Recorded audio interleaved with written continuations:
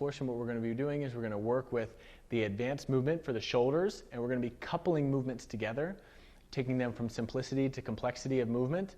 So what we're going to do is we're going to work with one shoulder at a time and one direction at a time, coupling these movements together. So Brenda's going to so kindly demonstrate. We're going to do circles from the inside, connecting them to the outside. So you're doing a circle in both directions. We're going to work with 6 to 10 reps. So as he brings his arm in, circles coming in, nice sweep out, from out to in, and then that connection and back to the inside. And we want to feel this nice flow, smooth movement. Again, the GPS locator of the shoulder loosening itself up, complexity of movement, but then loosening up the midsection area. So we'd work with 6 to 10 reps. We'd only work in one direction, and then we would switch sides.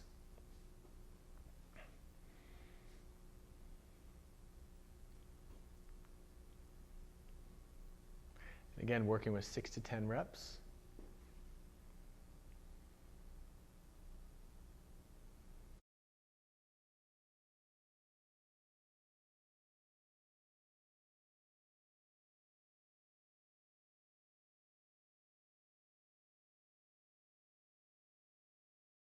The next portion for the advanced part of the shoulder, working with the coupling of movements together, we're going to work with the idea of forwards and backwards with the shoulders and the circles. So we're going to ask Brenda to do a circle in the front and combine this with a circle in reverse.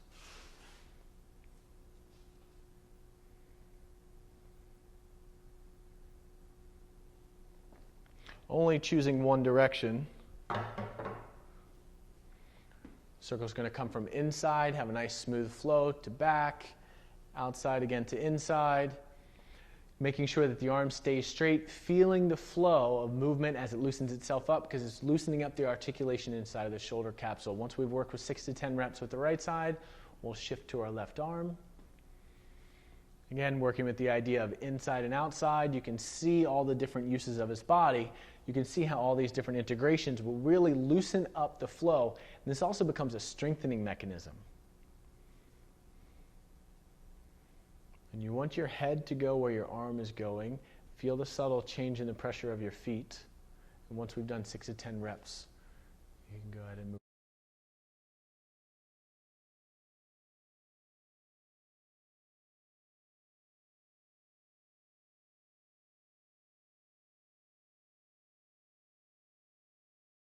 So in the next portion, we have one more coupling of relationships. We're going to go above and below with the shoulder.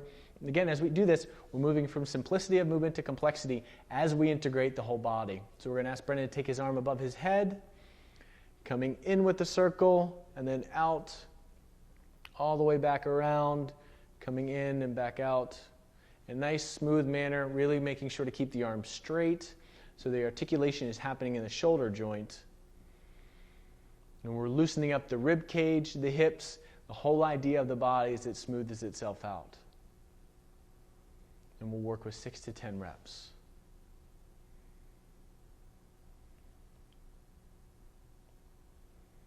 And once we've done our right side, we'll move into the left.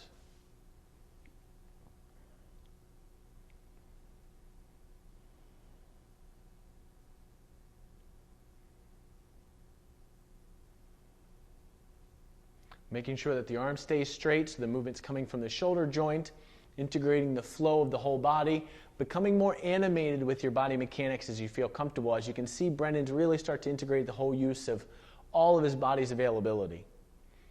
Loosening up the slings of the body and how they flow together, 6 to 10 reps with each side.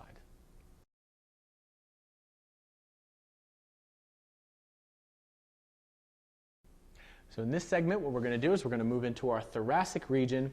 Again, working with this idea of moving from simplicity to complexity of movement, loosening up our joints, and integration of our joints as we start to feel comfortable with the movement that this offers.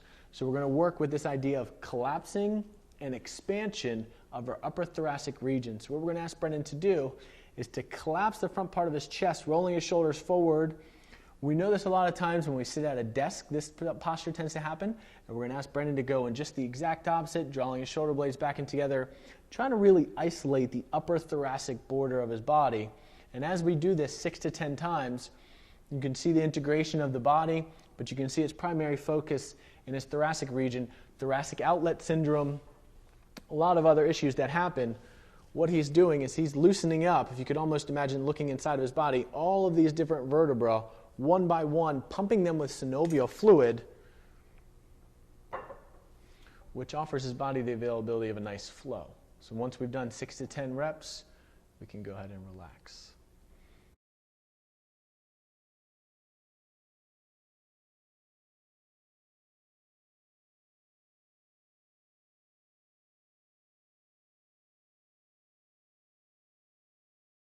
Moving further on into the deeper unit of the upper thoracic region, we're going to work into a more complex movement for the advanced portion, and this is the idea of a figure 8, forwards and to the sides. So we're going to ask Brennan to work with the figure 8 forwards and back for the upper thoracic region. And notice when he gets halfway, he translates across, opens it back into the right, all the way across, sliding, translating, forward into the left, and you can almost follow along with this nice smooth pattern that he's drawing. The reason for this is, again, more of a complex movement, but there's more integration of the organs that are on the inside of the body. The organs are really running a lot of the show. And we can think about this. If we have to go to the bathroom, our organs make us sit. If we breathe too heavily, our lungs make us also sit. So the organs really hold a lot of weight with our decision making. So having them looser and on board creates a much smoother lifestyle. Once we've done 6 to 10 reps in one direction, we'll change directions. The translation from what we were working with earlier really comes into play. Doing this in front of a mirror so you can offer yourself feedback, so you can always see yourself and where you are in space, and based on how that feels, really again helps to feed back up into the brain. Once we've done 6 to 10 reps, we can go ahead and shut it down.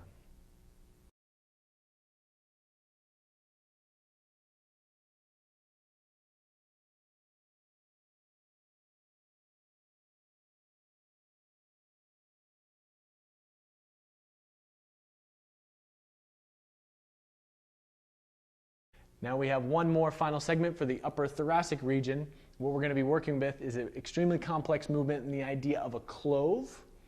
And the idea of the clove is, again, more of a complex movement, but loosening up this whole idea of our organs on the inside of our body so we have this nice flow. Because if we think about how we've worked with our movements so far and what a normal spine should be able to do, this is not necessarily part of anyone's daily lifestyle at the moment. But the idea when our spines were structured, we were supposed to have freedom of movement in all different directions. So we're going to ask Brendan to work into the clove maneuver, and we're going to ask him to kind of come forward, back into the left, coming all the way across to the right, forward to the right, to the center, drawn straight back, back into his right, translating all the way to the left, back into the left, and then straight forward. And then forward to the left, back and all the way across. This creates 4 individual circles, 2 in the front, 2 in the back. He's translating across the back 2, with the access point being the center. Once we do 6 to 10 reps in one direction, we will change directions. So now we're going to come back, collapsing back into the left, because again, we have 4 individual circles at either corners of our space which we've created.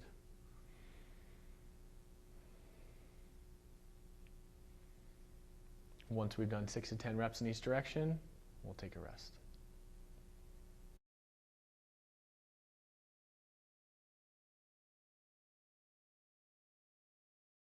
So now what we're going to do is we're going to shift into the intermediate part of our elbow work. And we're going to work with this idea of a circle. So what we're going to do is we're going to ask Brendan to put his right arm out in front of him. And we're going to come back towards our face, out and around. And we're just going to work with one full circle, coming all the way around. Nice, smooth movement. We're going to work with 6 to 10 reps. Again, really articulating the different joints of our body, feeling a nice flow, and becoming intimate with this feeling of movement. Once we've done 6 to 10 movements in this direction, we'll shift directions. Nice flow, nice movement through the wrist.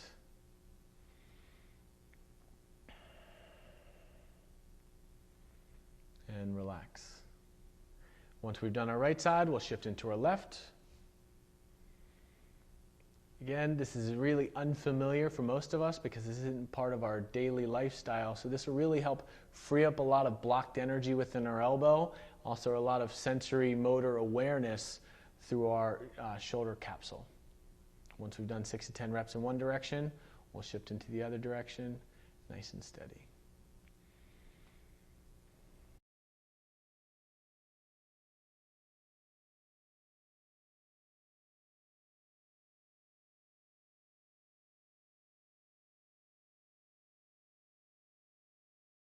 Now that we've worked into the portion of the elbow, we've worked with the intermediate, now we're going to shift into the advanced.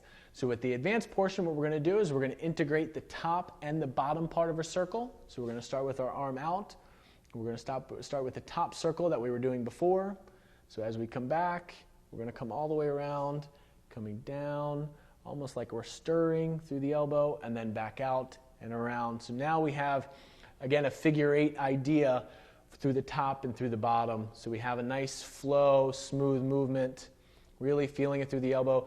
You can see how Brennan starts to animate his body as he starts to feel comfortable with the movement, not feeling into any restriction, just kind of observing any boundary that the body offers you and really sitting with that, not trying to force any movement at all. Once you've done 6 to 10 reps with one arm, we'll switch into the other arm.